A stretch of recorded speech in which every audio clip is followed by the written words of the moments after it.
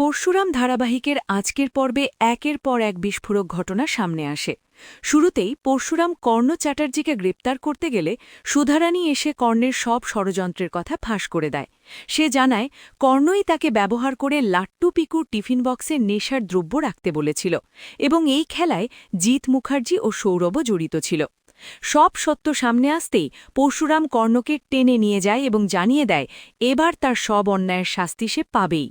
অন্যদিকে বাড়িতে পয়লা বৈশাখের আনন্দময় পরিবেশে তটিনী বাচ্চাদের নিয়ে রিহার্সাল করাচ্ছিল আর শিবপ্রসাদ নিজের হাতে বানানো চা পাকোড়া দিয়ে সবার মন জয় করছিল। ঠিক তখনই বলরামের জরুরি ফোন পেয়ে পরশুরাম ডিপার্টমেন্টে যায়। সেখানে গিয়ে সে একটি ভিডিও দেখে চমকে ওঠে।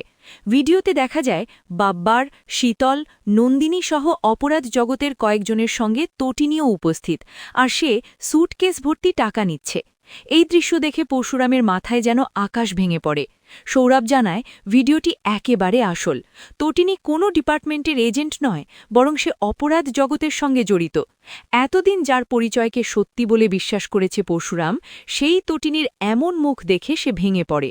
কিন্তু এখানেই নতুন রহস্য তৈরি হয়, কারণ আগামী পর্বে দিল্লি থেকে আসা একটি চিঠিতে জানানো হয় তটিনী ডাঙ্গুলি নামে কোনো এজেন্ট তাদের ডিপার্টমেন্টে নেই। এখন প্রশ্ন একটাই, তটিনী কি সত্যি অপরাধী, নাকি সে আরও বড় কোনো গোপন মিশনে রয়েছে?